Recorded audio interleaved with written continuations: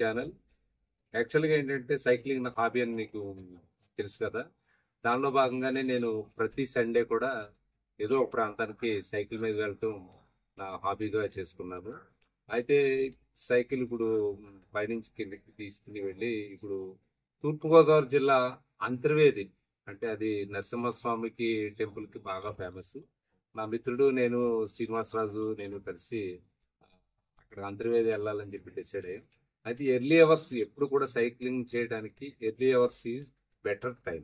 So that ఆ టైంలో మేము వెళ్ళాలని చెప్పేసి నిర్ణయించుకున్నాం. ఇప్పుడు టైము 6 o'clock అయింది ఎగ్జాక్ట్గా. ఇప్పుడు బయలుదేరి మేము ఇలాగా గోదావరి అంటే నర్సాపురం దారి గోదావరి దాటి మేము సకినేటిపల్లి మీదుగా అంతర్వేది చేస్తాము. ఆ వివరాలు ఇప్పుడు మీకు నేను మధ్య మధ్యలో మీకు ఎక్స్ప్లెయిన్ చేస్తాను. మొత్తం ఈ డెస్టినేషన్ దాదాపుగా 48 కిలోమీటర్ల దాకా వస్తుంది. మధ్య మధ్యలో ఒక స్పాట్లో మీకు మేము ఎక్కడెక్కడ ఉన్నామో ఏంటి అనేది మీకు పూర్తిగా ఎక్స్ప్లెయిన్ చేస్తాం.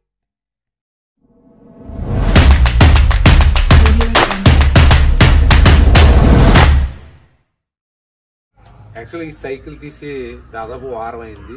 ఎందుకంటే వారం రోజుల నుంచి వాటర్ లేని మూలని బిల్డింగ్ పైన పెట్టేశాము. అయితే దీన్ని వాడకపోయినా కూడా ఎందుకంటే ఎంతో ఇష్టంగా ఫేవరెట్గా కొనుక్కున్నటువంటి బైక్ ఇది. సో నేను వాడకపోయినా కూడా దీన్ని ఫిట్నెస్ ఏమీ పాడవకుండా ఇప్పుడు కూడా ఆయిలింగ్ చేసి దీనికి సంబంధించిన సబ్బరీలు చేయడం అనేది నాకు ఒక మంచి పనిగా నేను భావిస్తాను. ఎందుకంటే గాలి కొట్టుకుంటూ కూడా నేనే కొట్టుకుంటాను. అలా ప్రతి పని కూడా ఈ సైక్లింగ్ సంబంధించి నేనే చేసుకుంటాను. సో ఇప్పుడు బయలుదేరటం కాబట్టి ఇప్పుడు నేను దీన్ని రెడీ చేసుకుంటాను. దీన్ని పూర్తిగా ఫిట్ అంటే మనం రైడింగ్కి వెళ్ళేటప్పుడు దీనికి గాలి ఎలా ఉన్నది లేదా ఈ బ్రేక్స్ అయ్యి ఎట్లా పడుతున్నాయి ఒకసారి చెక్ చేసుకుంటే మనకి ఎలాంటి ఇబ్బంది లేకుండా మనం బయలుదేరచ్చు. మరి అంతర్వేది బయలుదేరదామా? రెడీ.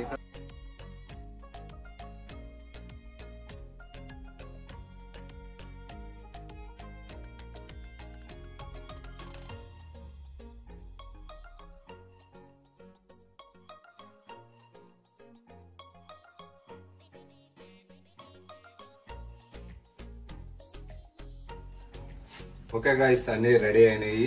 ఇప్పుడు మనం రైడ్కి బయలుదేరదాము.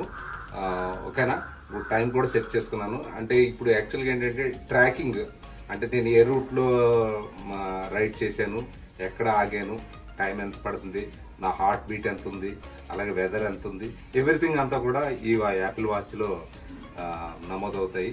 సో బయలుదేరదామా? Ready, bye guys. ఇది నా రూట్ మ్యాపు నా ఫోన్లో సెట్ చేసుకున్నాను. భీమవరం టు అంతర్వేది 48 కిలోమీటర్లు వస్తుంది. ఇప్పుడు నా జర్నీ స్టార్ట్ అవుతుంది. Let's go.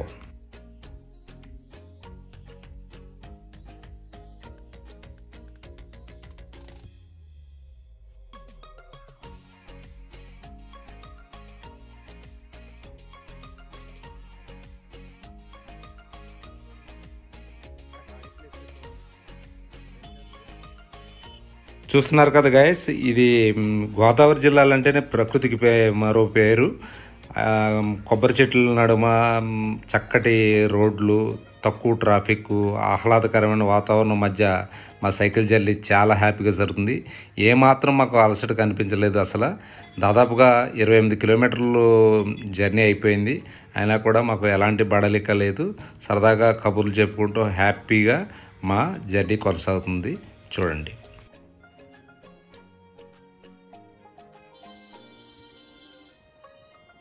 మార్నింగ్ గాయ్స్, ఇప్పుడు ఈరోజు సండే 24 నవంబర్ 2019.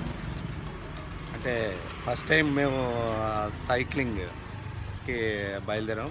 నాతో పాటు శ్రీనివాసరాజు కూడా ఉన్నారు.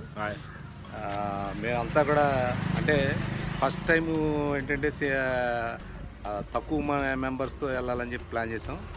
వాళ్ళు మార్నింగ్ బై 6:30కి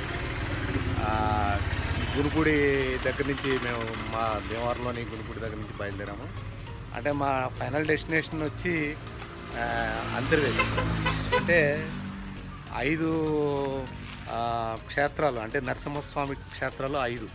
అంటే అందులో మంగళగిరితో పాటు ఆ, అంతర్వేది ఒకటి, అంటే తూర్పుగోదావరి జిల్లాలో ఉన్నటువంటి అంతర్వేది. ఇది చాలా పుణ్యక్షేత్రం. అంటే మొట్టమొదటిసారిగా అక్కడికి వెళ్ళాలని చెప్పేసి మేము అక్కడ బయలుదేరాము. అంటే మేము ఈరోజు చూడండి, మ్యాక్స్ సిటీ సైకిల్తో బయలుదేరాము మేము. సరదాగా చాలా లో లగేజ్, హ్యాపీగా ఉంది. క్లైమేట్ అంతా కూడా వెదర్ అద్భుతంగా ఉంది, సరదాగా సాగిపోతుంది. అంటే ఏమాత్రం స్ట్రైన్ లేదు. చుట్టూ మంచి, అంటే మీకు పశ్చిమ గోదావరి, ఉభయ గోదావరి చుట్టూరు మనకు కూడా నడిచేటువంటి పంట కాలువలు, అలాగే ఆక్వాకల్చర్ అన్నీ కూడా ఇక్కడ మనకు కనబడుతూ ఉంటాయి. వెదర్ వింటర్ కావడంతో ఇంకా ఇప్పుడు టైం మేము బయలుదేరి ఆల్మోస్ట్ ఆల్ 1.5 hour అవుతుంది. వెదర్ ఇంకా క్లైమేట్ కండిషన్ బాగా కూల్గా ఉంది. అలాగే ఫాగ్ కూడా ఉంది కొంత. అంటే ఫాగ్ ఉన్నప్పటికీ కూడా మనం జర్నీ చేయడానికి ఎలాంటి ఇబ్బంది లేదు. ప్రస్తుతం ఇప్పుడు మనం తుందూరు బ్రిడ్జ్ దగ్గర ఉన్నాము. మళ్ళీ ఇంకొక డెస్టినేషన్లో మళ్ళీ అప్డేట్ చేస్తాం.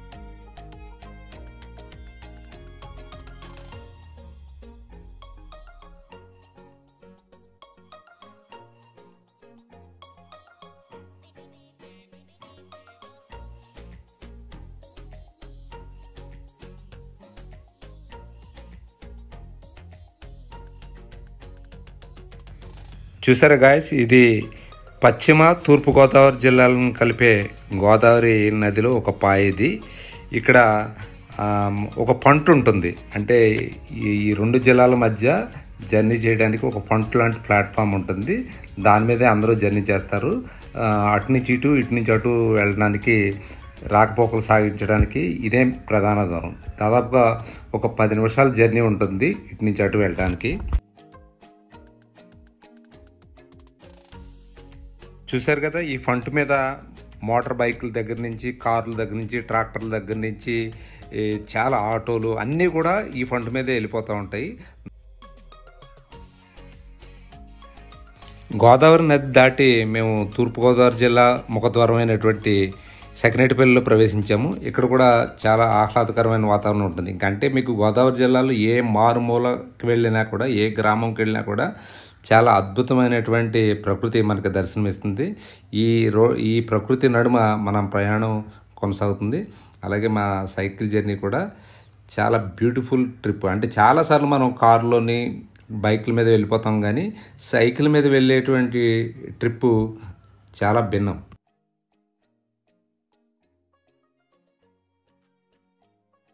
ఇప్పుడు టైము 9:15 అయింది. అంటే సకినేటిపల్లిలో ఉన్నాం. అంటే ఇది ఈస్ట్ గోదావరికి ముఖద్వారం అన్నమాట. అంటే నర్సాపురం నుంచి మనం ఎంటర్ అయినప్పుడు ఇది ఈస్ట్ గోదావరికి ముఖద్వారం. ఇప్పుడు పంట దాటి మేము ఇక్కడికి వచ్చాం. జస్ట్ ఇక్కడ కొంచెం సేపు రిలాక్స్ అయ్యి ఇటు సకినేటిపల్లి నుంచి అట్లాగా త్రూ అంతర్వేది వెళ్తాం. మ్యాక్సిమం ఒక 1 hourలో మేము మా డెస్టినేషన్ రీచ్ అయిపోతాము. అంటే మేము లేట్గా స్టార్ట్ అయినా కూడా మేము అనుకున్న దానికంటే ముందే వచ్చాం. చాలా ఈజీగా ఉంది. క్లైమేట్ కూడా బాగా సహకరించింది. దానివల్ల ఏంటంటే మేము ఈజీగా ట్రావెల్ చేయగలుగుతాం. మళ్ళీ నెక్స్ట్ డెస్టినేషన్ అంతర్వేదిలో వెళ్తాం. Bye bye.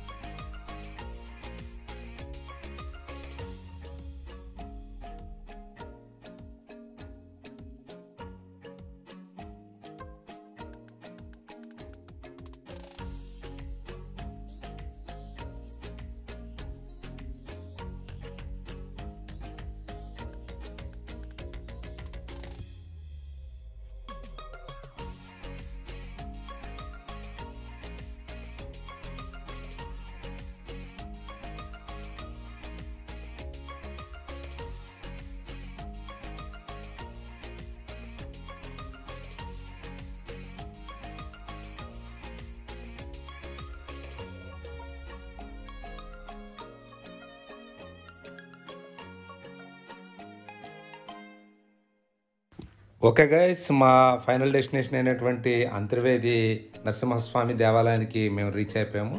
మా జర్నీ దాదాపుగా 4 అవర్స్ కొనసాగింది. మధ్యలో ఒకసారి బ్రేక్ఫాస్ట్కి ఒకసారి ఆగాం, జస్ట్ రిలాక్సేషన్ కోసం ఒకసారి ఆగాం, అంతే తప్ప పెద్దగా మేము బ్రేక్స్ తీసుకోలేదు. అంటే కూల్గా ఉండటం వల్ల వెదరు చాలా హ్యాపీగా నడిచిపోయింది. ఎట్టగాలికి మేము ఇప్పుడు ఫైనల్ డెస్టినేషన్కి చేరుకున్నాం. అంటే నేను అనేది ఏంటంటే, మనం చాలాసార్లు కార్లోను, బైకుల మీద, ఆటోల మీద వెళ్ళిపోతూ ఉంటాము. కానీ ఏంటంటే మన పక్కన పరిసరాలను పెద్దగా గమనించాం. కానీ సైకిల్ మీద వెళ్ళినప్పుడు ప్రతి అంశాన్ని కూడా, ప్రతి పాయింట్ని కూడా మనం ఆస్వాదిస్తూ వెళ్ళిపోతూ ఉంటుంది. దానికి తోడు మనకి ఎక్సర్సైజ్ అవి మామూలుగా ఉంటాయి. చాలా హ్యాపీగా నాతో పాటు శ్రీనివాసరాజు గారు కూడా చాలా కోఆపరేటివ్గా ఉన్నారు. హ్యాపీగా మేము చక్కగా కొబ్బరి చెట్ల నడుమ, ఆక్వా చెరువుల నడుమ, పక్కన మన కూడా పారేటువంటి పంట కాలువల నడుమ చాలా అద్భుతంగా కొనసాగిందని చెప్పవచ్చు.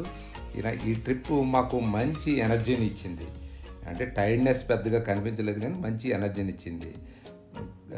హాయిగా మాత్రం ఎలాంటి ఆటంకం లేకోకుండా అన్నీ కూడా చాలా హ్యాపీగా సాగింది.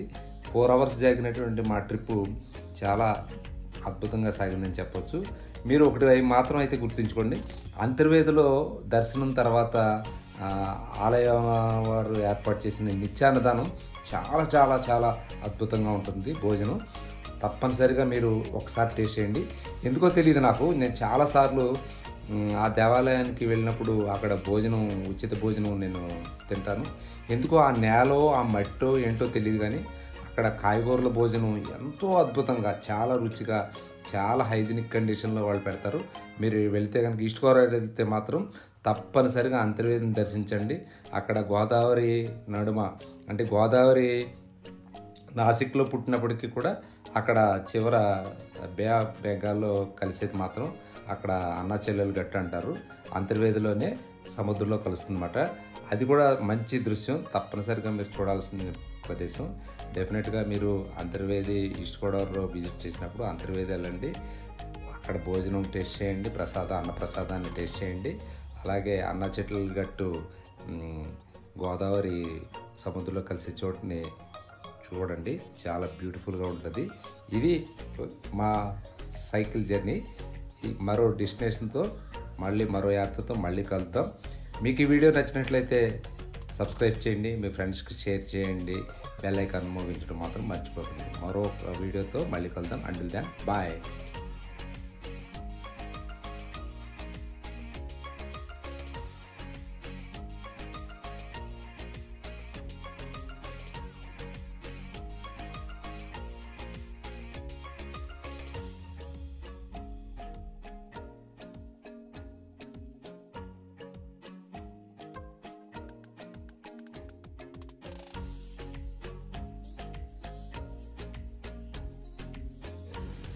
ఓకే గాయస్, అంతర్వేది జర్నీ బాగా సాగింది, చాలా సక్సెస్ఫుల్గా జరిగింది. మేము అనుకున్న టైంకి రీచ్ అయ్యాము. అలాగే అక్కడ దర్శనం చేసుకుని కొంచెంసేపు రెస్ట్ తీసుకుని మళ్ళీ మాతో పాటు వచ్చినటువంటి శ్రీనివాసరాజు గారు వాళ్ళ ఇంటి దగ్గర ఆగిపోయారు. ఎలాంటి ఇబ్బంది లేకుండా మేము అనుకున్న టైంకి డెస్టినేషన్ రీచ్ అయ్యాము. అలాగే అక్కడ దర్శనం చేసుకుని మళ్ళీ వచ్చేసాము. చాలా టైర్డ్గా ఉంది. మీకు దాదాపు రానుకోను కలిపి 100 కిలోమీటర్ల దాకా మేము ట్రావెల్ చేసాము. సో చాలా టైర్డ్గా ఉంది, ఇంకా మాటలు రావట్లేదు. సో ఇంకా మళ్ళీ వచ్చే వారం మరో డెస్టినేషన్తో మళ్ళీ కలుద్దాం. Until then bye bye.